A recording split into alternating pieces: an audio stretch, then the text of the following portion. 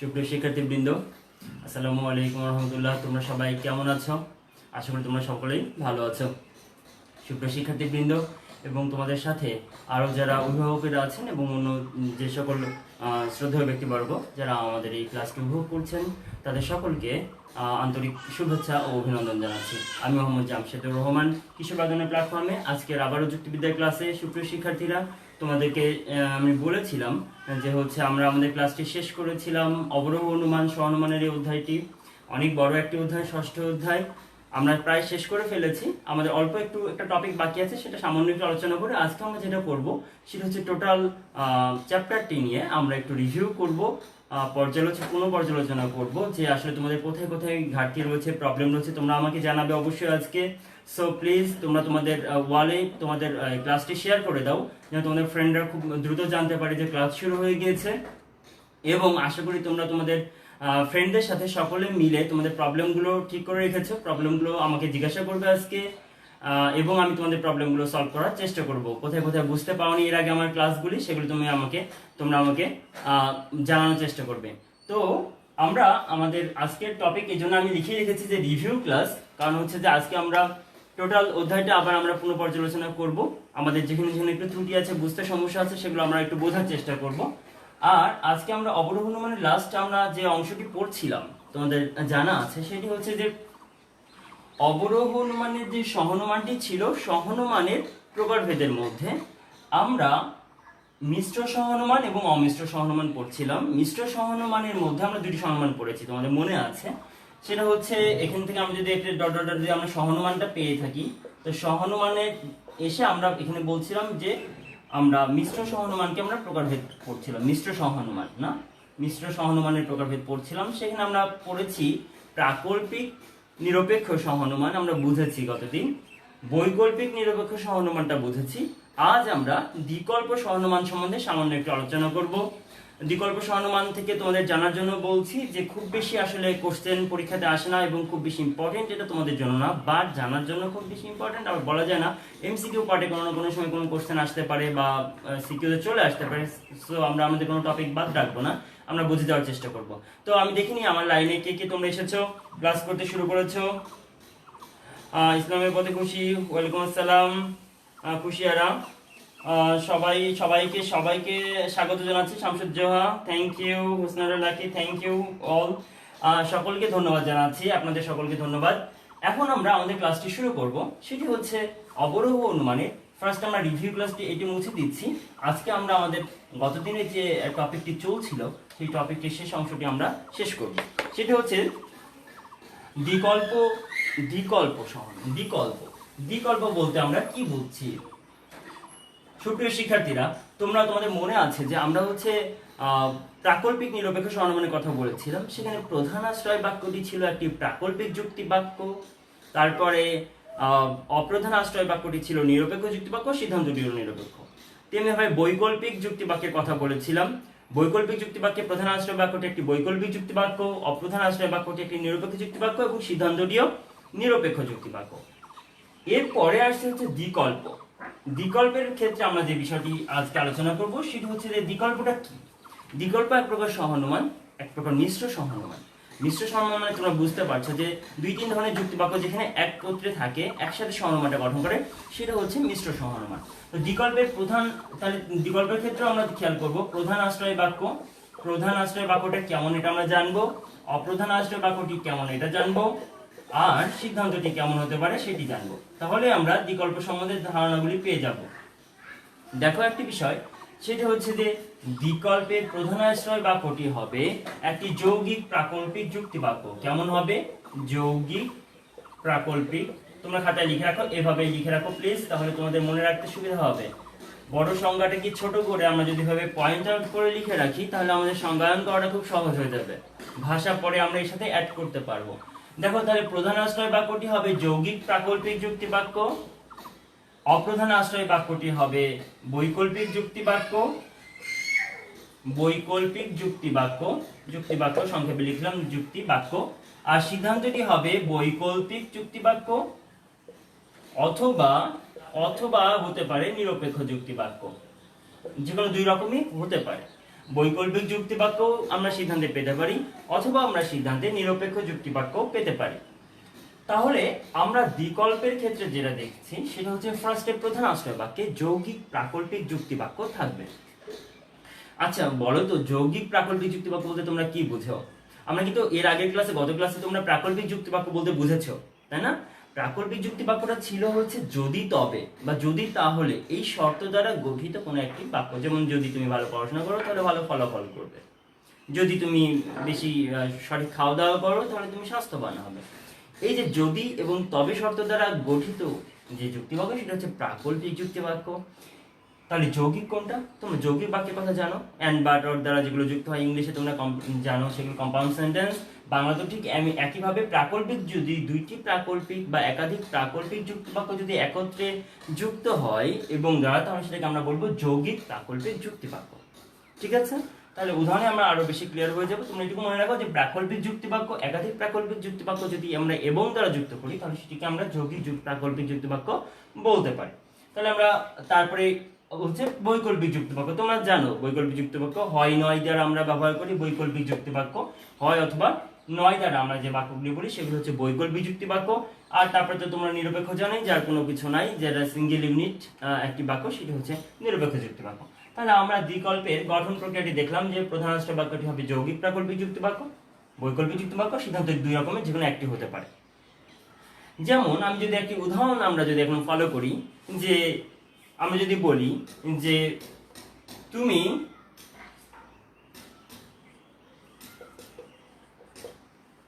আমরা যদি বলি যে তুমি যদি জ্ঞানী হও, তুমি যদি জ্ঞানী হও, তোমরা সবাই আজকে প্রবলেমগুলো আমাকে একটু জানাবে। আজ একটু লেট হয়ে গেল, ইটস ওকে। ইয়াসমিন রুমি, সাদিয়া ইসলাম, ওয়ালাইকুম আসসালাম, ভালো আছি, তুমি কেমন আছো? ওকে, তোমরা একটু, আমি তোমাদের কাছ থেকে যেটা আশা করছি সেটা হচ্ছে তোমরা আগের যে টপিকগুলো পড়েছো সেগুলো থেকে তোমরা যদি কোনো টপিক তোমাদের বুঝতে না পারো সেটা আমাকে আজকে বলবে, আমি যেগুলো পড়িয়েছি। আর যদি তোমাদের প্রবলেম না থাকে তারপরেও আমি হচ্ছে আজকে ফার্স্ট টু লাস্ট একটা জিস্ট তোমাদের দেওয়ার চেষ্টা করব, টোটাল রিভিউ করার চেষ্টা করব। তোমরা একটু মনোযোগের সাথে থাকো আমার সাথে। দেখো, তুমি যদি জ্ঞানী হও তাহলে তুমি সৌভাগ্যবান, তাহলে তুমি ভাগ্যবান, এবং এই যে এবং শব্দটা যোগ করলাম না, এই এবংটা যোগ করার ফলে এটি যৌগিক হয়ে গেল। এবং তুমি যদি ধনী হও, এত বড় লাইন যে বোর্ডের একটা আসলে এক পেজে এক লাইনে ধরছে না, এত বড় একটি বাক্য যে এক লাইনে ধরছে না, আমি এই দুই লাইনে লিখছি, এটা একটি বাক্য কিন্তু সিঙ্গেল একটি বাক্য। তুমি যদি জ্ঞানী হও তাহলে তুমি ভাগ্যবান, এবং যারা যুক্ত করে আমি এটাকে যৌগিক করে ফেলছি, এবং তুমি যদি ধনী হও তাহলেও তুমি ভাগ্যবান, দেখো এটি একটি প্রধান আশ্রয় বাক্য, এটি হচ্ছে প্রধান আশ্রয় বাক্য। একটি সহনুমান গঠন করার চেষ্টা করছি, আমি অনুমান করব, তার জন্য আমি একটি যৌগিক যুক্তি বাক্য নিচ্ছি। একটা বিষয় খুব ভালো করে খেয়াল রাখো, আমরা এর আগে কিন্তু যত সহনুমানের নিয়মগুলো পড়ে এসেছি সবগুলো কিন্তু ছিল নিরপেক্ষ সহনুমানকে কেন্দ্র করে, আমরা উদাহরণগুলো পড়েছি, তাই না? তো যে বিষয়টি গুরুত্বপূর্ণ সেটা হচ্ছে যে মূলত সহনুমান শুদ্ধ নিরপেক্ষ সহনুমানের ক্ষেত্রে মূলত প্রযোজ্য হয়। এটা তোমাদের কাছে একটু অড মনে হবে বাক্যগুলো, তোমাদের বোঝার সুবিধার্থে বিকল্প আমি ফার্স্টেই বলেছি, it's not very much important for your exam, but তোমার জানার জন্য দরকার আছে, আবার চলে আসতে পারে পরীক্ষা জীবনে, এই জন্য জেনে রাখবে, খুব বেশি ঘাবড়ানোর দরকার নেই। তোমরা নিয়মটি জাস্ট জানো, সংজ্ঞা জানো, উদাহরণ জানো, দ্যাটস এনাফ। ওকে, তুমি যদি জ্ঞানী হও তাহলে তুমি ভাগ্যবান, এবং তুমি যদি ধনী হও তাহলেও তুমি ভাগ্যবান। এটি একটি যৌগিক প্রাকল্পিক যুক্তিবাক্য গঠন করেছি। তাহলে এটা আমি প্রধান আশ্রয় বাক্য হিসেবে আমি ধরে নিলাম। এবার আমি অপ্রধান আশ্রয় বাক্যে কি বলেছি বলতো? আমি বলেছি বৈকল্পিক যুক্তিবাক্য ব্যবহার করব।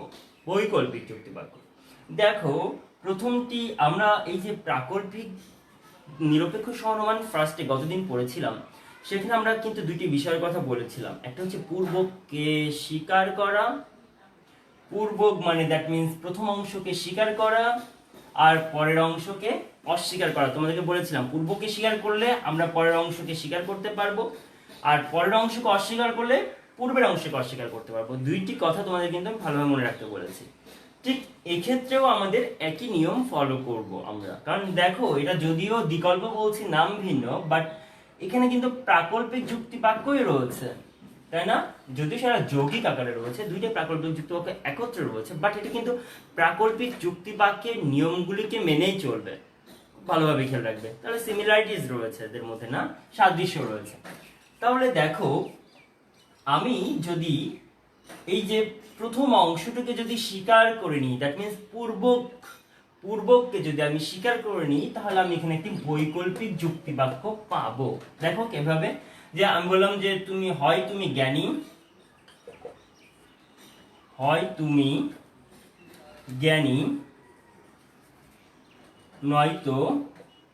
নয়তো তুমি ধনী। সাপোজ এটা একটা তোমার একটা উদাহরণ তৈরি একটা করা হলো এখান থেকে। দেখো আমি কি করেছি, কিন্তু জাস্ট আগের অংশগুলো নিয়েছি পূর্ব। দেখো প্রথম যে অংশটি ছিল বাক্যটি, তুমি যদি জ্ঞানী হও তাহলে তুমি ভাগ্যবান।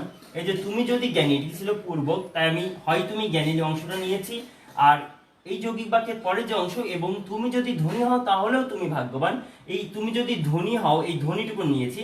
হয় তুমি জ্ঞানী নয়তো তুমি ধনী, অর্থাৎ প্রত্যেকটি অংশের প্রত্যেকটি ক্লজের যে দুটি ক্লজ রয়েছে সেই প্রত্যেকটি আমি পূর্বক অংশটুকুকে নিয়েছি। তাহলে আমি পূর্বককে কি করে নিয়েছি, স্বীকার করে নিয়েছি হয় নয় দ্বারা। যেহেতু এটা আমি বৈকল্পিক যুক্ত বাক্য দিতে হবে, তাই আমি হয় নয় দিয়েছি, বাট আমি এটা স্বীকার করে নিয়েছি, হয় তুমি জ্ঞানী নয় তুমি ধনী। তাহলে এটা আমি অপ্রধান আশ্রয় বাক্য পেয়ে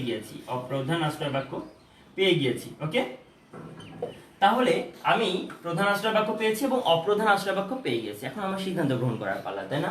তোমরা জানো যে পূর্বককে স্বীকার করলে সিদ্ধান্ত কি করতে হয়? আমাকে একটু লিখে দাও তো, বলো তো। আমি বললাম যে পূর্বকে, প্রাকল্পিক যুক্তি বাক্যের পূর্বককে স্বীকার করে নিলে সিদ্ধান্তকে কি করতে হবে, মানে অনুপকে কি করতে হয়, স্বীকার করতে হবে না অস্বীকার করতে হবে? লিখে দাও আমাকে, স্বীকার করতে হবে না অস্বীকার করতে হবে? প্লিজ কমেন্ট বক্সে তোমরা একটু জানিয়ে দাও। ওকে, সহানুমানের রূপ বা মুক্তি, স্যার এই টপিকে প্রবলেম রুমে, ঠিক আছে, আমি চেষ্টা করব। ভাস্কর সেনগুপ্ত, দীপ্তি পোদ্দার, তোমরা যারা নতুন ক্লাস করছো তারা সকলকে ধন্যবাদ যারা ক্লাস করছো। তো সাদি রহমান, ওয়ালাইকুম আসসালাম। আচ্ছা, এখন দেখো, হয় তুমি জ্ঞানী নয়তো তুমি ধনী। তাহলে এখানে পূর্বককে আমি তাহলে স্বীকার করে নিয়েছি। তোমরা আমাকে একটু লিখে দিবে অস্বীকার, তনি দত্ত, ভেরি গুড, তুমি খুব ভালোভাবে আনসারিং করো, অসংখ্য ধন্যবাদ তোমাকে। হয় তুমি জ্ঞানী নয়তো তুমি ধনী, তাহলে আমাকে কি করতে হবে? তুমি অস্বীকার বলেছো না তনি দত্ত, অস্বীকার না, পূর্বককে স্বীকার করলে অনুকেও স্বীকার করতে হবে। তুমি চেষ্টা করেছো তন্ডি, তোমাকে ধন্যবাদ। পিনাককে ধন্যবাদ, স্বীকার করতে হবে। ইসলামের প্রতি খুশি, আর সঠিক আনসার দিয়েছে, স্বীকার করতে হবে। দেখো সিদ্ধান্ত আমি এখন গ্রহণ করব। সিদ্ধান্তটিকে কি গ্রহণ করব, যে হয় তুমি জ্ঞানী হলে তুমি ভাগ্যবান, এখানেও ভাগ্যবান আছে অনুপ, আবার তুমি যদি ধনী হও তাহলে তুমি ভাগ্যবান। এই ভাগ্যবানটা হচ্ছে দুইটার ক্ষেত্রে একই রয়েছে অনুপ। তাহলে আমি বলবো অতএব তুমি ভাগ্যবান। তুমি কি ভাগ্যবান, যেমন একটি হলে তুমি কি ভাগ্যবান। তাহলে একটা জিনিস খেয়াল করো তন্নি, তুমি বুঝতে পারোনি মনে হয়, আমি বলেছি পূর্বককে স্বীকার করলে অনুপকে স্বীকার করে নিতে হবে, আর অস্বীকারের বিষয়টা ভিন্ন। অনুপকে অস্বীকার করলে পূর্বককে অস্বীকার করতে হবে, সেটা আরেকটা নিয়ম। আমি যখন পূর্বকে স্বীকার করে নিব তখন আমি অনুপকে স্বীকার করতে বাধ্য, বুঝতে পেরেছো? আর যখন অনুপকে অস্বীকার করব তখন পূর্বককে অস্বীকার করতে বাধ্য। আমি তো ফার্স্টে পূর্বককে স্বীকার করে নিয়েছি অপ্রধান আষ্টপদে, তার মানে আমি এখন অনুপকে স্বীকার করতে বাধ্য। তাই তুমি ভাগ্যবান বলতে আমি বাধ্য। হয় তুমি জ্ঞানী নয়তো তুমি ধনী, আমি পূর্বকে স্বীকার করেছি, তাই আমি বলছি সিদ্ধান্তে, তাহলে অনুপ হচ্ছে তুমি ভাগ্যবান, অতএব তুমি ভাগ্যবান। এই যে আমি একটি সহানুমান গঠন করলাম, এটি একটি বিকল্প, এটাকে আমি বলছি জাস্ট কি বিকল্প। বিকল্প মানে এক প্রকার মিশ্র সহানুমান, যার প্রথমটি হচ্ছে যৌগিক প্রাকল্পিক যুক্তি বাক্য, অপ্রধান আশ্রয় বাক্যটি হচ্ছে বৈকল্পিক যুক্তি বাক্য, এবং সিদ্ধান্তে আমি বলেছি বৈকল্পিক অথবা নিরপেক্ষ। এখানে আমি পেয়েছি একটি নিরপেক্ষ যুক্তি বাক্য। এখন এই যে বৈকল্পিক এবং নিরপেক্ষ হওয়ার কারণে এই মানে বিকল্পকে আবার 4 ভাগে ভাগ করেছে। এটা আরেকটু বেশি লেন্দি হয়ে যাবে তোমাদের জন্য, তোমাদের শর্টকাটে বলে দিচ্ছি। দেখো, যে এই যে সিদ্ধান্তটি যখন নিরপেক্ষ হবে, বুঝতে পারছো, সিদ্ধান্তটি যখন নিরপেক্ষ হবে, দেখো এটি তুমি ভাগ্যবান, সিম্পল একটি নিরপেক্ষ যুক্তি বাক্য। তো সিদ্ধান্ত যখনই নিরপেক্ষ যুক্তি হবে তখন আমরা সেটিকে বলবো সরল। কি আমি বলবো? সরল। মার্কার ডিস্টার্ব করছে, সরি, আমি একটা মার্কার চেঞ্জ করে নিচ্ছি।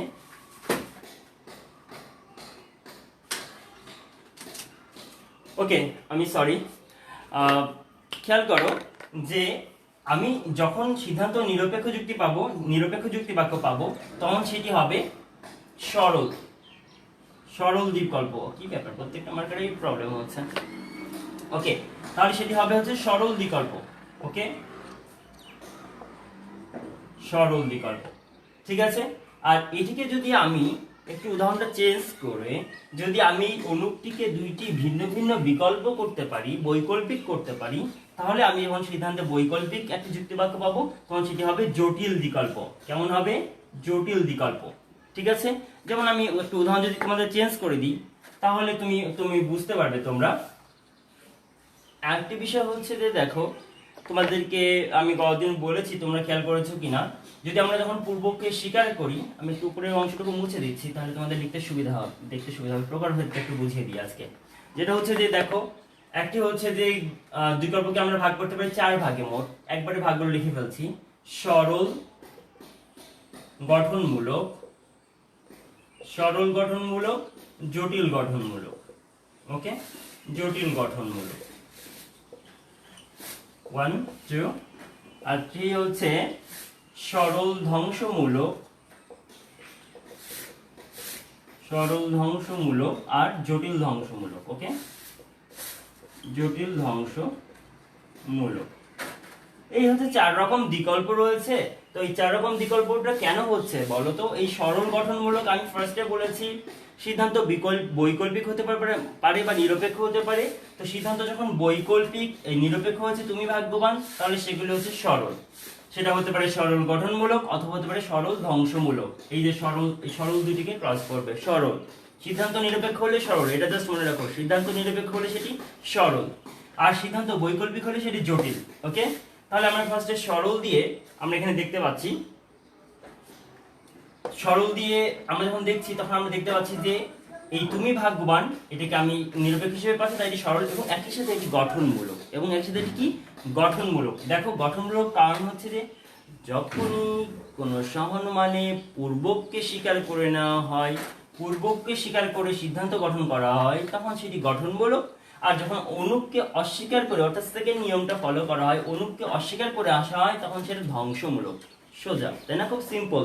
যে পূর্বকে স্বীকার করে নেওয়া মানে তো একটা গঠনমূলক কথা, স্বীকার করা মানে তো একটা পজিটিভ ভাব, বলো তো। যখন আমি পূর্বকে হয় তুমি কে নয় তুমি ধনী দুটোকে স্বীকার করে নিয়েছি, তখন আমি সেটা হচ্ছে গঠনমূলক একটা কাজ করেছি। অর্থাৎ সবসময় তোমরা দেখবে পূর্বকে স্বীকার করে নিলে সেটি হবে গঠনমূলক, আর অনুপকে অস্বীকার করে যদি তুমি কোনো সিদ্ধান্ত পাও সেটা হবে, আমি একটা উদাহরণ দেখাবো না, একটা উদাহরণ, সেটি হবে ধ্বংসমূলক। তাহলে এইভাবে তুমি যখন নিরপেক্ষ হবে তখন তুমি বলবে সরল সরল, আবার যখন তুমি হচ্ছে যে সরল হবে কিন্তু এখন হচ্ছে গঠনমূলক, কারণ তুমি স্বীকার করে নিয়েছো। যখন তুমি অস্বীকার করবে অনুপকে তখন সিদ্ধান্ত হবে, তখন সেটা হবে ধ্বংসমূলক। ঠিক আছে, দেখো।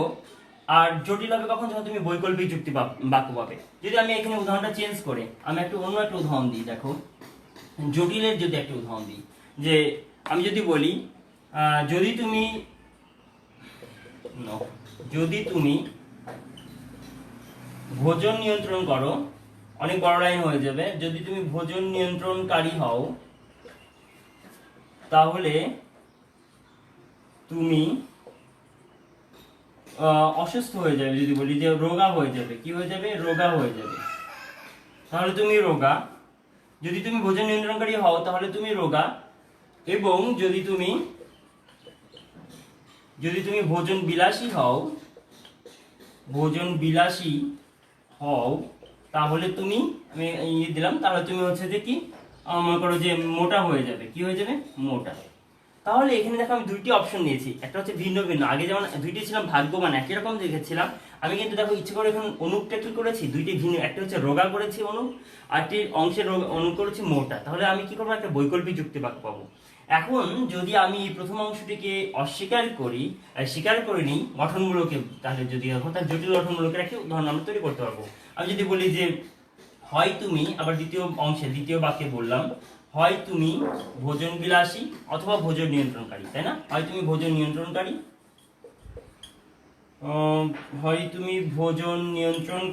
তোমরা কি ভোজন নিয়ন্ত্রণকারী, হয় তুমি ভোজন নিয়ন্ত্রণকারী অথবা বা নয়তো ভোজন বিলাসী। এটা তোমরা বলার পরে তাহলে তুমি কি করতে পারবে? পরের অংশটাকে তুমি কি করবে? স্বীকার করতে পারবে। অতএব হয় তুমি রোগা নয়তো মোটা। হ্যাঁ, এই যে ব্যাপারটা দেখো লাস্টে কিন্তু আমি একটা বৈকল্পিক যুক্তি পেলাম, বেশ মজার না উদাহরণটা? রোগা মোটা ভোজন বিলাসী, যাই হোক তোমাদের বোঝার সুবিধাতে আমি এটি বলছি, এই উদাহরণটি সিলেক্ট করেছি। দেখো হয় তুমি রোগা নয় তুমি মোটা, এখানে হয় নয় রয়েছে, তাহলে এটা একটি বৈকল্পিক সিদ্ধান্ত হয়েছে। এই সিদ্ধান্তটি কেমন হয়েছে? বৈকল্পিক সিদ্ধান্ত হয়েছে। তাহলে এই যেহেতু এটি বৈকল্পিক সিদ্ধান্ত হয়েছে এবং পূর্বকে স্বীকার করে নেওয়ার ফলে হয়েছে, তাহলে এটি হচ্ছে যে সরল। তাই দেখো এটা হচ্ছে যে একই সাথে আমি বলতে পারি এটা হচ্ছে যে জটিল। এটা হচ্ছে জটিল হয়েছে কারণ বৈকল্পিক সিদ্ধান্ত হয়েছে, এবং এটি গঠনমূলক কারণ স্বীকার করে নেওয়া হয়েছে। তাহলে এটা আমি জটিল গঠনমূলকের এভাবে উদাহরণ করলাম। এভাবে আমরা দেখাতে পারি সরল ধ্বংসমূলকও পেতে পারি, জটিল ধ্বংসমূলকও পেতে পারি। আমি এই টপিকে আর বেশি আজকে ডিটেলস আলোচনা করবো না। তোমরা আশা করি এই পর্যন্ত বুঝতে পেরেছো যে আমরা যে উদাহরণ তৈরি করি না কেন, অনুকে অস্বীকার করে যদি আমরা করি, তাহলে এটাকেই যদি আমি এখন অনুকে অস্বীকার করি, অনুকে অস্বীকার করে আমি যদি বলি হয় তুমি রোগা নও, দেখো এটি খেয়াল করো, হয় তুমি, আমি যদি এটা দ্বিতীয় আশ্রয় বাক্য, আমি যদি বলি হয় তুমি রোগা নও, নয় তুমি মোটা নও, নয় তুমি মোটা, অস্বীকার করছি, মোটা নও, ঠিক আছে? হয় তুমি রোগা নও অথবা তুমি মোটা নাও, কি করছে? অনুকে মানে শেষের অংশটাকে অস্বীকার করে উল্টো দিকে আসছি। তাহলে আমি কি করবো? আমি বলেছি অনুকে অস্বীকার করলে পূর্বককে অস্বীকার করতে হবে, ঠিক আছে? তোমরা কি বুঝতে পারছো? পিনাক দেবনাথ তুমি যখন বুঝতে পারোনি, এখন এটা খেয়াল করো যে দেখো এখন অনুকে অস্বীকার কথা যেটা বলছিলা তুমি, সেটা এখন খেয়াল করো যে অনুকে তাহলে এখন আমি অস্বীকার করছি, তাহলে আমি এখন কি করব? পূর্বককে অস্বীকার করব। অতএব সিদ্ধান্তে আমি পাবো পূর্বককে অস্বীকার করতে পারবো, যে তাহলে হয় তুমি ভোজন নিয়ন্ত্রণকারী নও, কি বলবো? হয় তুমি ভোজন নিয়ন্ত্রণকারী নও, নতুবা বা নয় তো তুমি ভোজন বিলাসী নও, যে কোনো একটি নও, ভোজন বিলাসী নও।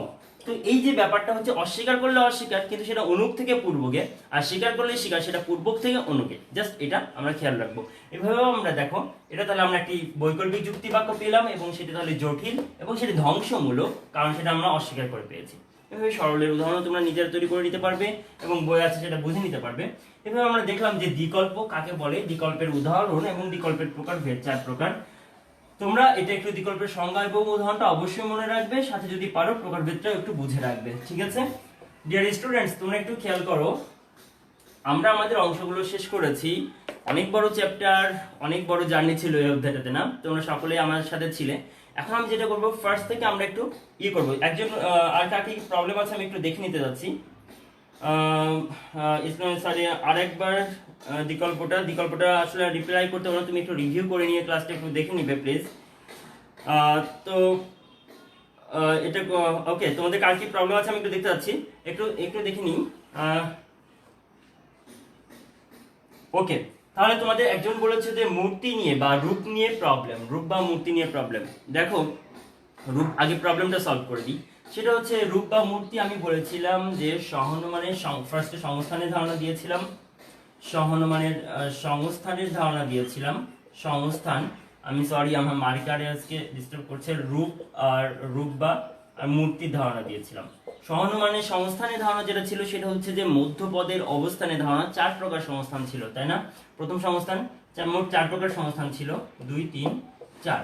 এই 4 প্রকার সংস্থানে ছিল এম, একটু একই সাথে সংস্থান মূর্তিটা তোমাদের দুইটা একসাথে হয়ে যাক, এম আর প্রধান পদের পি ছিল ফার্স্টে, তারপরে হচ্ছে যে এস এম ছিল, তারপরে দুইটাই এম পিছনে ছিল, আমি একটু গ্যাপ করে লিখি, দেখো 2 এম এম ছিল, 3 ছিল হচ্ছে দুইটাই সামনে এম, আর 4 ছিল হচ্ছে এম শেষে এম শুরুতে, এভাবে ছিল, তাই না? তোমরা যদি মনে রাখো একটু খেয়াল করো, আমরা জাস্ট পি এস গুলো দিয়ে নিই, এই যে দিয়ে নিলাম। তো এখন কথা হচ্ছে এটা পি এটা এস, এটা ছিল সংস্থান, মধ্যপদের অবস্থান। রূপের কথা বা মূর্তির কথা যেটা বলছিলাম সেটা হচ্ছে যে একটি সহানুমানে আমরা 3টি তো যুক্তিবাক্য ব্যবহার করি, বলো, যে প্রধান আশ্রয় বাক্য, অপ্রধান আশ্রয় বাক্য আর হচ্ছে সিদ্ধান্ত। তাহলে 3টি যে আমি যুক্তিবাক্য ব্যবহার করতে হচ্ছে, এই 3টি যুক্তিবাক্য 3 রকম বা নানা রকম ভাবে কম্বিনেশন করা যেতে পারে, নানা রকম ভাবে পারমুটেশন, বিন্যাস করা যেতে পারে। আমাদের 4 ধরনের যুক্তিবাক্যের কথা আমরা জানি, এ ই আই ও।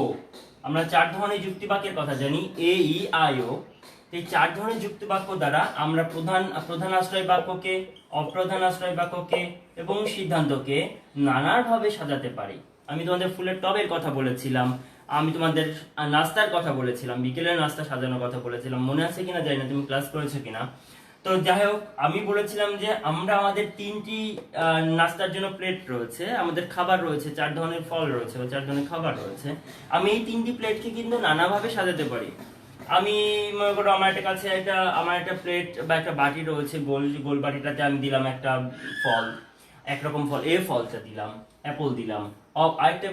আরেকটা বাটি রয়েছে যে চওড়া, সেটাতে আমি একটু মালটা কেটে দিলাম, তাই না? এইভাবে আমি আবার কি করি, গোল না আমার ভালো লাগছে না, আমি এক কাজ করি, গোল বাটিটাতে একটু মিষ্টি দিই আর এই চওড়া বাটিটাতে একটু আপেল কেটে দিই। এভাবে তুমি কি করতে পারো, চেঞ্জ করতে পারো না? এই 3টা বিষয়, তোমার যদি হাতে 4টি অপশন থাকে, এই 3টি স্লট, এটা যদি আমি 3টা স্লট ধরি, 3টা আয়তকার একটা স্লট ধরি, 3টা স্লট তুমি নানাভাবে রিঅ্যারেঞ্জ করতে পারো, নানাভাবে সাজাতে পারো। অ্যারেঞ্জমেন্টটা ভিন্ন রকম হতে পারে। এই যে 4 ধরনের যুক্তি বাক্য, এ, ই, আই, ও, সার্বিক সদর্থক, সার্বিক নঅর্থক, বিশেষ সদর্থক, বিশেষ নৈর্থক, এই 4 ধরনের যুক্তি বাক্য দ্বারা এই একটি স্বর্ণমানের 3টি স্লট, 3টি মানে প্রধান আশ্রয় বাক্য, অপ্রধান আশ্রয় বাক্য, সিদ্ধান্ত, এই 3টি যুক্তি বাক্যকে বাছাই করার যে ভিন্ন প্রক্রিয়া, সেটি হচ্ছে স্বর্ণমানের রূপ বা মূর্তি নির্ধারণ করে। আমি যদি কখনো 3টাই এ দ্বারা সাজাই, 3টাই অ্যাপল মনে করো, এতে এ ফর অ্যাপল, সার্বিক সদর্থক মানে মনে করো আপেল, ঠিক আছে, এতে তো সার্বিক 3টাই যদি আমি সার্বিক সদর্থক দিয়ে সাজাতে পারি। আবার আমি একটাকে প্রথমে ই, তারপরটা এ, তারপরটা ও দিয়ে সাজাতে পারি। আর প্রথমটা ই রেখেই আমি পরেরটা ও, তারপরটা আই দিতে পারি। এইভাবে নানানভাবে আমি কিন্তু কম্বিনেশনটা, পারমুটেশনটা চেঞ্জ করতে পারি, বিন্যাসটা আমি নানাভাবে সাজাতে পারি, তাই না? তাহলে এই যে আমি এইটা যে সাজাচ্ছি, এই যে অ্যারেঞ্জমেন্টটা ভিন্ন হচ্ছে, প্রত্যেকটি অ্যারেঞ্জমেন্ট এক একটি রূপ দাঁড় করছে, এক একটি মূর্তি দাঁড় করছে। এই যে এক একটি রূপ বা মূর্তি দাঁড় করছে, এটাকেই আমরা বলছি সহনমানের রূপ বা মূর্তি। সংজ্ঞার ভাষায় আমি যদি বলি, 4 ধরনের যে যুক্তিবিদ্যা, যে 4 ধরনের যুক্তিবাক্যের কথা আছে, এই আয়ও, এবং এই 4 ধরনের যুক্তিবাক্য দ্বারা সহনমানের 3টি যুক্তিবাক্যকে নানাভাবে সাজানো যেতে পারে। এবং এই 4টি যুক্তিবাক্যের জন্য ভিন্ন যে ধরনের সৃষ্টি হয়, ভিন্ন যে টাইপের সৃষ্টি হলো, ভিন্ন ধরনকেই বলা হয় সহনমানের রূপ বা মূর্তি। 4 ধরনের যুক্তিবাক্য দ্বারা সহনমানের 3টি যুক্তিবাক্যকে যে নানান ধরনের সাজানো যায়, এই ধরনগুলোকে বলা হয় সহনমানের রূপ বা মূর্তি। ওকে, তাহলে আমরা এই পর্যন্ত বুঝতে পেরেছি। আশা করি তোমরা রূপ বা মূর্তির বিষয়টা বুঝতে পেরেছো। যারা এখনো বুঝতে পারোনি তারা একটু আমাকে বলো। এখন এই রূপ বা মূর্তির ক্ষেত্রে আমরা আবার একটা সংখ্যার হিসাব দেখিয়েছিলাম, তাই না? আমরা বলেছিলাম যে, আমি একটু এগুলো মুছে দিচ্ছি, আমরা শুধুমাত্র সিদ্ধান্তবাদে শুধুমাত্র আশ্রয় বাক্যকে আমরা বলেছিলাম প্রথমে আমরা কি 16 রকম সাজাতে পারি। এ এ এ এ আমরা এইভাবে এ দিয়ে এ দিয়ে এ ই দিয়ে এ আই দিয়ে আমরা এইভাবে নানাভাবে সাজাতে পারি। আমি একটা ট্রাই করি, এটাতে কালি আছে কিনা। এ ও দিয়ে সাজাতে পারি। ওকে, তাহলে আমরা এভাবে আমাদের হচ্ছে যে রূপগুলোকে নানাভাবে সাজাতে পারি। দেখো, এ ই, এ আই, এ ও, এভাবে আমরা বলছিলাম যে 16 ভাবে সাজাতে পারি। এভাবে আমরা ই দিয়ে 4টে সাজাতে পারবো, আই দিয়ে 4টা, ও দিয়ে 4টে, এভাবে 4টে সাজাতে পারবো। এইভাবে আমরা সাজিয়ে দেখেছিলাম যে আমাদের সহনমানের নিয়ম প্রয়োগ করে 8টি অবৈধ হয় আর 8টি বৈধ হয়, তাই না? তোমাদের মনে আছে।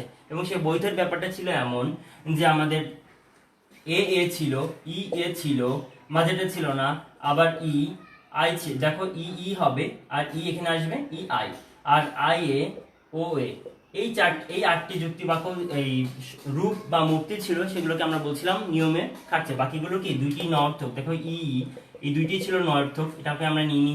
আবার ই ও 2টি নঅর্থক, এভাবে 2টি নঅর্থক হলে আমরা 4টি বাদ দিয়েছি। আমরা 2টি বিশেষ যদি হয়, এগুলো যেহেতু 2টি আশ্রয় বাক্য, একটি প্রধান একটি অপ্রধান আশ্রয় বাক্য, 2টি যদি আশ্রয় বাক্য বিশেষ হয় তাহলে সেখান থেকে সিদ্ধান্ত পাবো না। এভাবে আমরা 3টি বাদ দিয়েছি, আর একটি বাদ দিয়েছি আমরা কি, আই, সেটা হচ্ছে প্রথমটি বিশেষ আই। এই যে আই ই যখন হবে তখন আমরা এটাকে বাদ দিতে হবে, কারণ দেখো প্রথমটি হচ্ছে বিশেষ, পরেরটি হচ্ছে নৈর্থক। আমরা সাধারণত নিয়মে পড়েছি প্রথম আশ্রয় বাক্যটি যদি বিশেষ হয় এবং অপ্রধান আশ্রয় বাক্যটি যদি নৈর্থক হয় তাহলে সেখান থেকে কোনো সিদ্ধান্ত পাবো না। এখান থেকে এভাবে আমরা কি করেছিলাম, একটু দ্রুত রিপিট করছি তোমাদের জন্য, কারণ আমি চাচ্ছিলাম যে পুরো টপিকটা একটু সব অধ্যায়টা একটু কমপ্লিট করতে তোমাদের।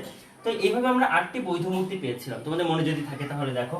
এভাবে আমরা 8টি বৈধ মূর্তি আমরা 4টি সংস্থানে প্রয়োগ করেছিলাম। 4টি সংস্থান, আমি 4টি সংস্থানের কথা বলেছি। 1 নম্বর মধ্যপদের অবস্থানের উপর ভিত্তি করে 4 রকমের সংস্থান, এবং 4 রকমের সংস্থানে যদি 8টি আশ্রয় বাক্যকে আমরা প্রয়োগ করি তাহলে মোট 32 রকম পাচ্ছিলাম বৈধ মূর্তি, 32 রকম বৈধ মূর্তি পাচ্ছিলাম। কিন্তু অ্যাকচুয়ালি আমরা 32টি বৈধ মূর্তির মধ্যে আবার আমরা যখন সিদ্ধান্ত প্রয়োগ করবো তখন দেখছি আমরা আসলে অনেকগুলো খাটছে না, অনেকগুলো নিয়ম খাটবে না।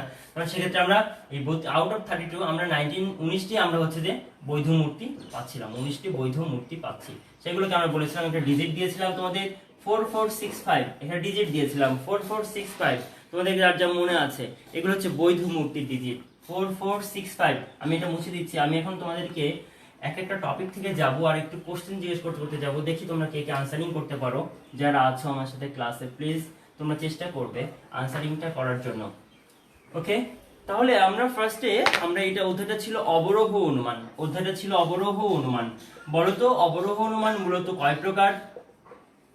আমাকে একটু লিখে দিবে তোমরা আমাকে, আমি তোমাদেরকে একটু অ্যাডভান্সড কোশ্চেন করে রাখি। আচ্ছা, আমি একটা বাক্য দিই যে সকল দ্বিপদী প্রাণী,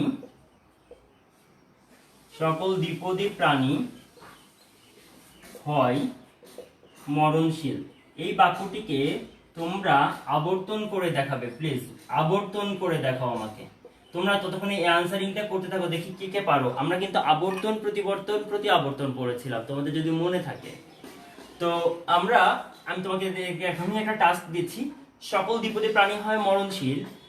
এই যুক্তি বাক্যটিকে তোমরা একটু আবর্তন করে দেখাবে প্লিজ আমাকে। ওকে, আমরা যেটা বলছিলাম আনসারিং এ করবে, আমার কথাও শুনবে। আমি জানি তোমরা অনেক বেশি ট্যালেন্ট, তোমরা আনসারিংও করতে পারো, আমার কথাও শুনতে পারো। রিভিউ করছি যেহেতু আমি। দেখো অবরোহ অনুমান আমরা ফার্স্টে পড়েছিলাম 2 প্রকার, মাধ্যম অনুমান আর অমাধ্যম অনুমান পড়েছিলাম আমরা। অমাধ্যম অনুমান, এটা দিয়ে আমাদের চ্যাপ্টারটা শুরু হয়েছিল। তো আমরা ফার্স্টে অমাধ্যম অনুমান নিয়ে শুরু করেছিলাম। অমাধ্যম অনুমান কোনটি? যে অনুমানে কোনো মাধ্যম থাকে না, অর্থাৎ সরাসরি একটি আশ্রয় বাক্য থাকে এবং একটি সিদ্ধান্ত থাকে। যেখানে একটি মাত্র আশ্রয় বাক্য, একটি আশ্রয় বাক্য, একটি আশ্রয় বাক্য আর সিদ্ধান্ত, একটি সিদ্ধান্ত, একটি সিদ্ধান্ত। এখানে আমরা যেখানে মাধ্যম অনুমানে সহানুমানে 3টি আশ্রয় বাক্য, 3টি যুক্তি বাক্য দেখতে পাচ্ছি, 2টি আশ্রয় বাক্য, একটি সিদ্ধান্ত। সেখানে অমাধ্যম, যেখানে কোনো মাধ্যমই নেই, শুধুমাত্র সরাসরি আশ্রয় বাক্য থেকে সরাসরি সিদ্ধান্তে চলে আসে কোনো মাধ্যম ছাড়াই, সেটাকে আমরা বলছিলাম অমাধ্যম অনুমান। যেমন এখানে আমি একটি আবর্তনের উদাহরণ দিয়েছি, সকল দ্বিপদ প্রাণী হয় মরণশীল। ওকে, 2 প্রকার তনিদত্ত সকলেই আনসারিং করেছে, ভেরি গুড। এখন আমার এই আনসারিংটা করে দাও, সকল দ্বিপদী প্রাণী হয় মরণশীল। একটু মনে করার চেষ্টা করো। দেখো এখন আমরা যেটা বলছি তাহলে অমাধ্যম অনুমানটা আমাদের মনে পড়েছে, তাই না? এখন মাধ্যম অনুমানটার প্রকারভেদে আমরা পড়ে আসছি। অমাধ্যম অনুমানের মধ্যে আমরা 3 প্রকারের অনুমান পড়েছিলাম, অনেকগুলো ছিল, আমরা 3টি পড়েছিলাম। সেটি হচ্ছে যে আবর্তন, প্রতিবর্তন, প্রতি আবর্তন। আবর্তনের ক্ষেত্রে আমরা কি তোমাদের যেটা এখন করতে দিয়েছি সেটা কি বলেছিলাম, দেখি কেউ আনসারিংটা করতে পেরেছে কিনা। কিছু মরণশীল হয় দ্বিপদী প্রাণী, ভেরি গুড খুশিয়ারা, তুমি আনসারিংটা করতে পেরেছো, অসংখ্য ধন্যবাদ, I am proud of you. কিছু মরণশীল হয়, তুমি একটু জাস্ট এই মরণশীলের সাথে একটু জীব বা প্রাণী শব্দটা যোগ করে নিবে যেন তোমার সেন্টেন্সটা একটু বোধগম্য হয়। আনসারিংটা হয়েছে একটু মানে টু দ্য পয়েন্ট হইতো তাহলে, ঠিক আছে?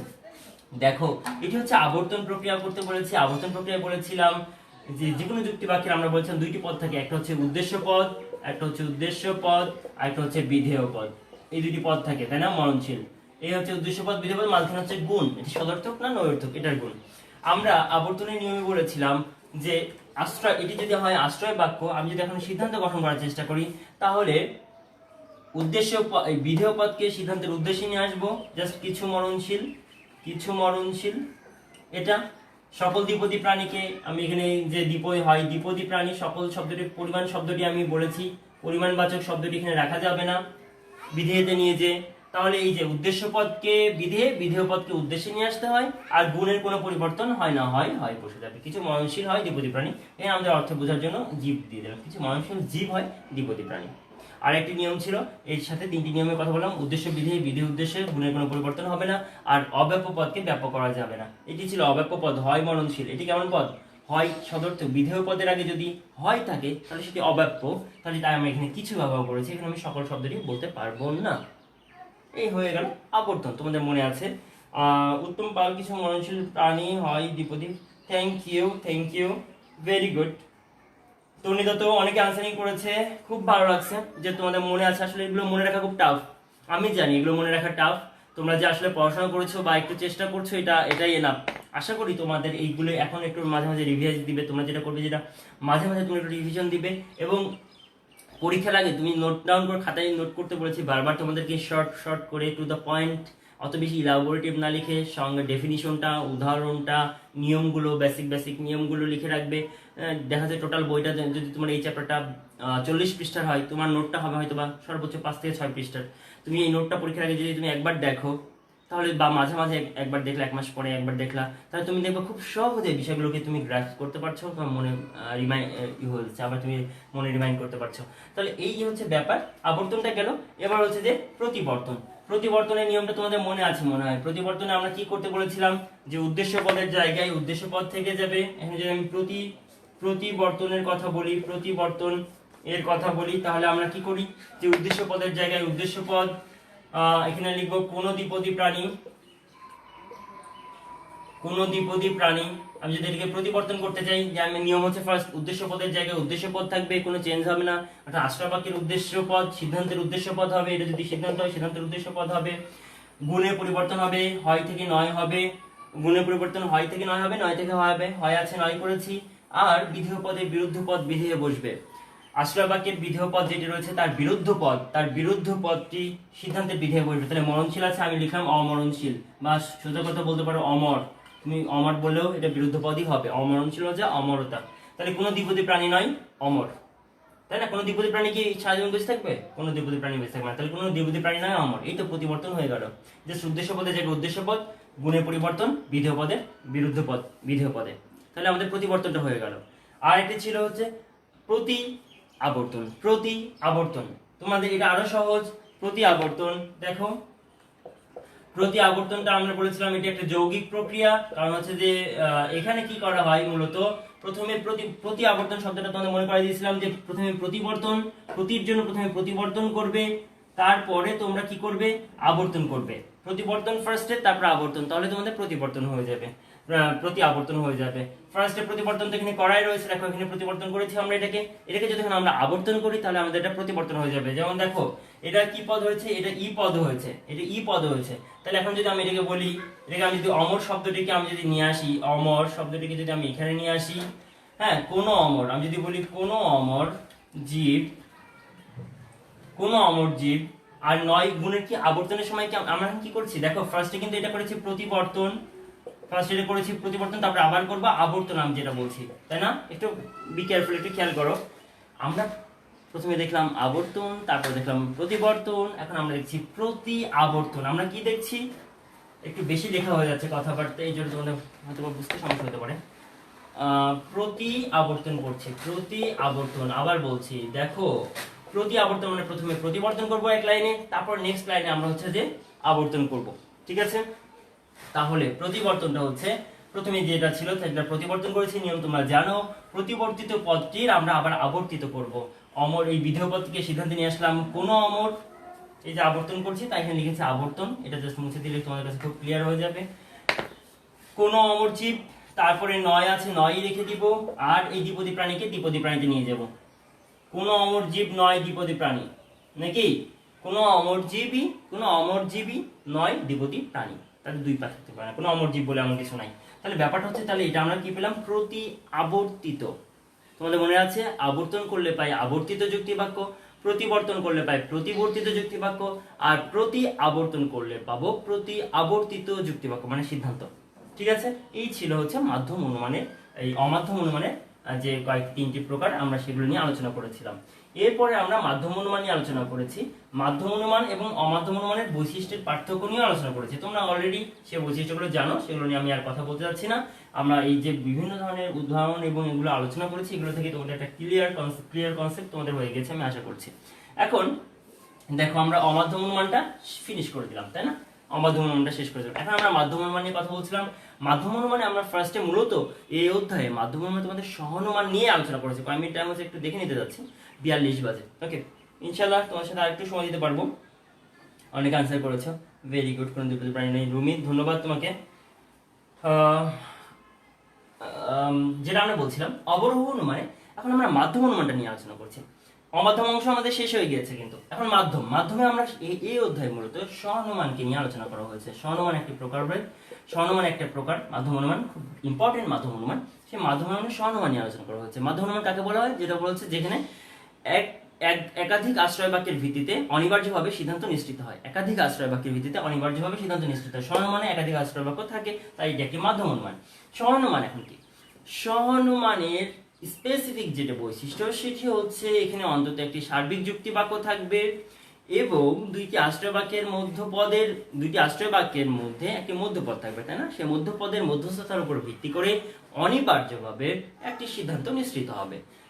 তোমাদেরকে সেটি হচ্ছে আমরা বলি স্বনুমান বলেছি। স্বনুমানের গঠন তোমাদেরকে পড়িয়েছি, যে তিনটি যখন বলবে স্বনুমান কাকে বলে তোমরা তো সংজ্ঞা দিবে, উদাহরণ দিতে পারবে। বাট যদি বলি স্বনুমানের গঠন বর্ণনা করো, গঠন চাইলে তোমরা তখন কি করবে? পদের ধারণা দিবে এবং পদের বাক্যের ধারণা দিবে। একটা হচ্ছে পদের ধারণা কি দিবে? স্বনামের গঠন। যদি এটাকে যদি আমি একটা স্বনামের গঠন বর্ণনা করি, এই বক্সের মধ্যে আমরা স্বনামের গঠন বর্ণনা করি, তাহলে আমরা এখানে কি দিব?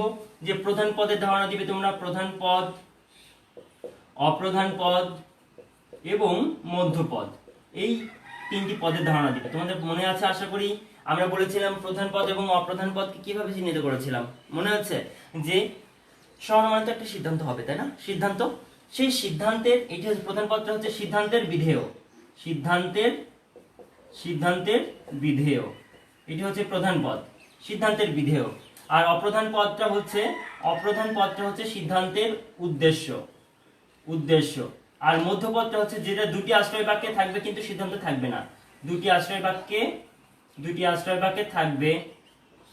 বাক্যে থাকবে, দ্যাট মিনস কোনো সিদ্ধান্তে থাকবে না। কারণ আমরা জানি যে তিনটি পদের কথা বলছি, স্বনুমানের তিনটি যুক্তি বাক্যে এরা 3 দুগুণে 6 বার করে থাকে, 6 বার থাকে, প্রত্যেকটি পদ 2 বার করে থাকে। তাহলে মধ্যপদ যদি আশ্রয় বাক্যে 2 বার চলে আসে, তাহলে তো সে আর বেশি বসতে হবে না, বলো? তার অধিকারী আছে 2 বার খাওয়ার আর কি, তো সে 3 বার খাইতে পারবে না। ব্যাপারটা বুঝতে পেরেছো?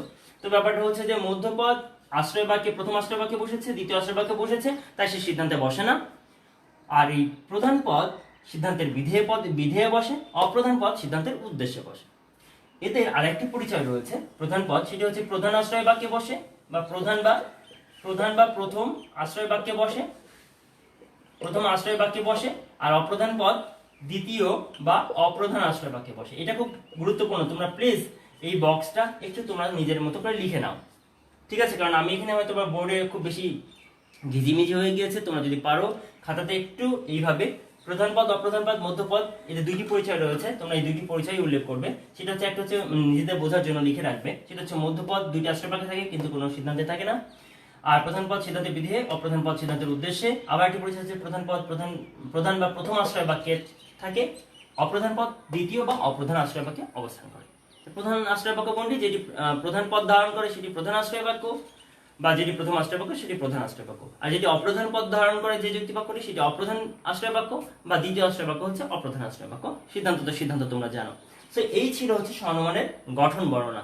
আমরা স্বনুমানের গঠনটা বর্ণনা করার পরে আমরা স্বনুমানের নিয়মগুলো পড়েছিলাম, তাই না?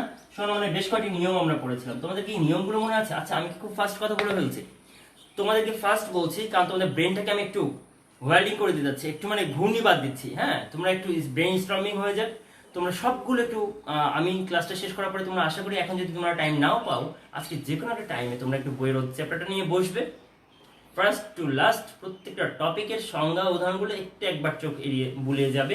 দেখবে একটা যদি একটা বার্ড আই ভিউ নাও, তুমি যে একটা ঝাপসা একটা ভিউ নাও, তাও তোমার টোটাল অধ্যায়টা একটা কনসেপ্ট ক্লিয়ার হয়ে যাবে, তোমার কনসেপ্টটা ক্লিয়ার হয়ে যাবে। আশা করি স্টুডেন্টস তোমরা এই যে এতদিন আমার সাথে কষ্ট করলে, এই কষ্টটা জাস্ট আজকে 1 ঘন্টা টাইম দাও তোমরা রিভিশন দেওয়ার জন্য আমার ক্লাসের পরে, যে কোনো টাইমে আজকেই অবশ্যই দিবে আশা করি।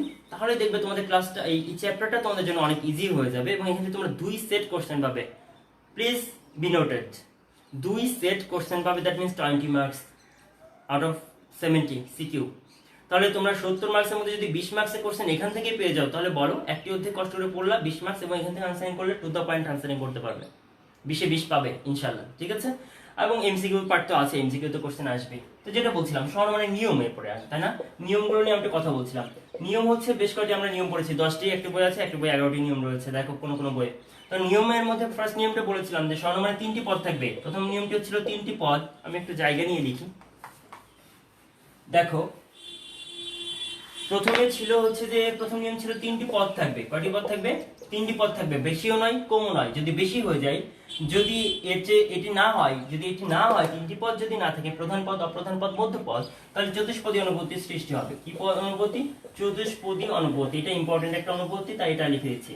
এটা পরীক্ষায় আসে বারবার। ইম্পর্টেন্ট আমরা কেন বলি? কারণ পরীক্ষা আসে কি আসে না সেটার উপর আমরা ইম্পর্টেন্ট বলি, তাই না? আসলে আমাদের ব্যাপারটা শিক্ষা ব্যবস্থাটা এমন হয়ে গেছে যে আমাদের রেজাল্টটা অনেক বেশি ইম্পর্টেন্ট। তারপরে তোমাদেরকে বলি, রেজাল্ট তো করবেই, তার জন্য তো পড়াশোনা করাই লাগবে, সাথে তোমরা নিজের মূল্যবোধ এবং মানবিকতা, এটা অনেক গুরুত্বপূর্ণ।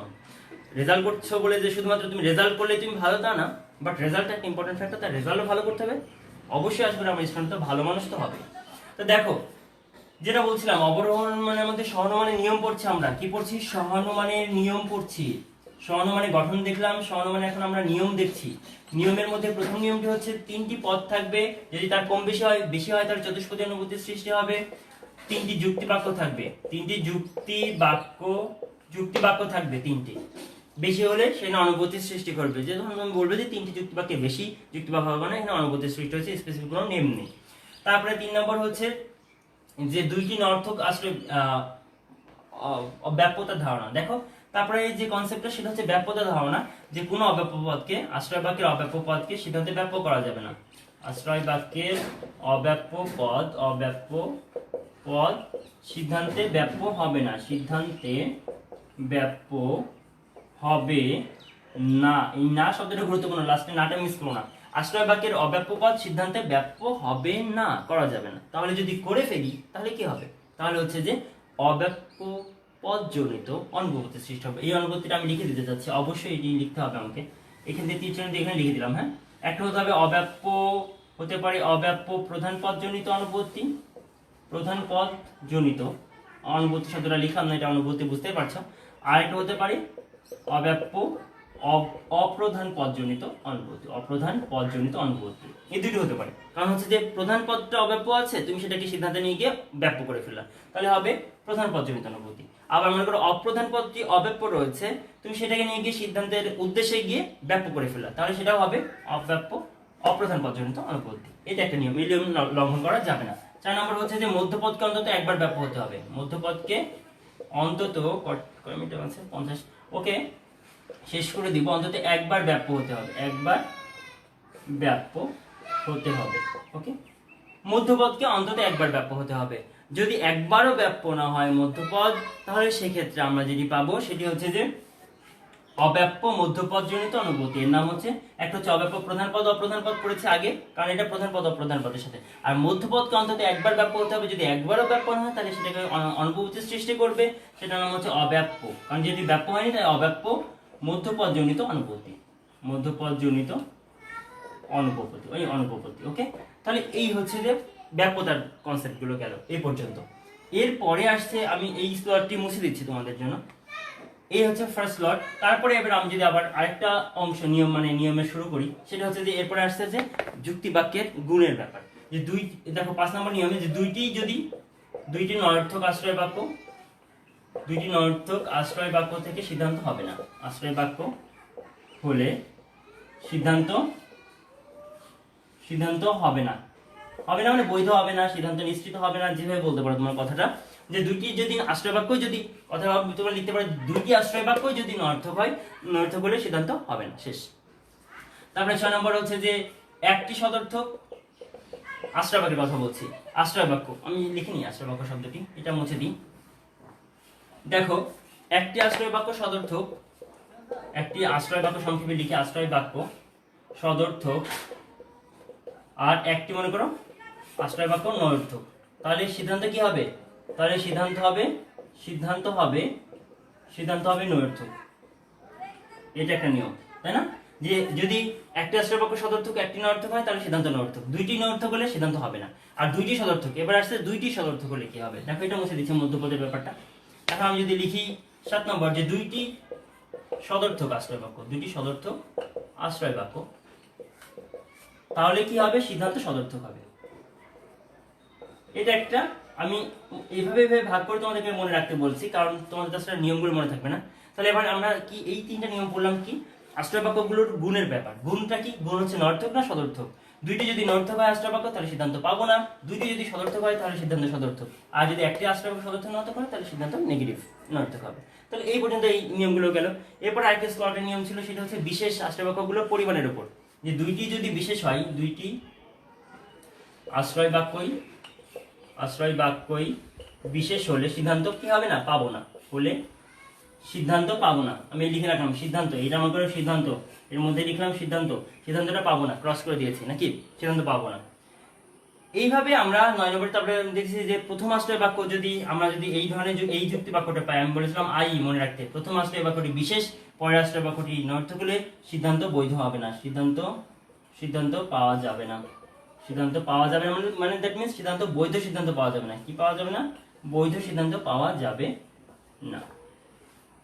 ঠিক আছে, তাহলে আমরা আরেকটি লাস্ট যে নিয়মটি পড়েছিলাম সেটা হচ্ছে যে দুইটি যদি সার্বিক আশ্রয় বাক্য হয় তাহলে সেখান থেকে বিশেষ সিদ্ধান্ত অনুমিত হতে পারে না। দুইটি যদি সার্বিক আশ্রয় বাক্য হয় তাহলে সেখান থেকে, আমি মুছে দিচ্ছি প্লিজ কারণ আমি শেষ করে দিব। দুইটি আশ্রয় বাক্য যদি সার্বিক হয় তাহলে সেখান থেকে বিশেষ সিদ্ধান্ত অনুমিত হতে পারে না। এভাবে তোমরা দেখতে পেলে যে আমরা এই অধ্যায়টা তোমাদের কাছে যতটা বড় মনে হচ্ছে ততটা বড় না আসলে। আর আমরা লাস্টে স্বর্ণমানের রূপ বা মূর্তির ধারণা দিয়ে আমরা একটা ছক করেছিলাম, সেখানে আমরা 19টি স্বর্ণমানের রূপ বা মূর্তি, বারবারা ক্লারেন্স, ফেরিও, দাড়ি, এইভাবে প্রথম সংস্থান, তারপর দ্বিতীয় সংস্থান, আমরা এইভাবে তোমাদের ছন্দগুলো বলেছিলাম। আসলে সেই ছন্দগুলো তোমাদের মনে আছে, আর যারা ক্লাসটা করতে পারোনি তারা আগের ক্লাসটা একটু দেখে নিও, খুঁজে যদি কষ্ট করে পারো দেখে নিও বা ফ্রেন্ডের কাছে শেয়ার করে নিও, তাহলে তোমরা আগের ক্লাসগুলো দেখে ওগুলো বুঝে নিতে পারবে। আশা করি ডিয়ার স্টুডেন্টস তোমরা সবগুলি টপিক বুঝতে পেরেছো, আর যতটুকু তোমাদের বুঝতে বাকি আছে আশা করি তোমরা যদি রিভিশনটা দিয়ে ফেলো তাহলে তোমাদের জন্য খুব বেশি ক্লিয়ার হয়ে যাবে সেটি। আগামী সপ্তাহে আবার সোম মঙ্গলবার আমার ক্লাস রয়েছে যুক্তিবিদ্যার, তোমাদের সাথে আবার দেখা হবে ইনশাআল্লাহ। সে পর্যন্ত তোমরা একটু রিভিশনটা দিয়ে রাখবে, আমরা নতুন টপিক তোমাদেরকে রুটিনে দিয়ে দিব। আশা করি এই পত্রেরই হয়তো বা এর পরের অধ্যায়টি শুরু করব, এটাও অনেক ইম্পর্টেন্ট একটি ব্যাপার, অথবা দ্বিতীয় পত্রের আমরা অধ্যায় শুরু করতে পারি, আমরা টপিকে তোমাদের ক্লিয়ার করে দিব। আশা করি তোমাদের আগামী সোমবারে দুপুর 12টার সময় আবার দেখা হবে। আমার জন্য দোয়া করবে, তোমরাও ভালো থাকবে। খোদা হাফেজ।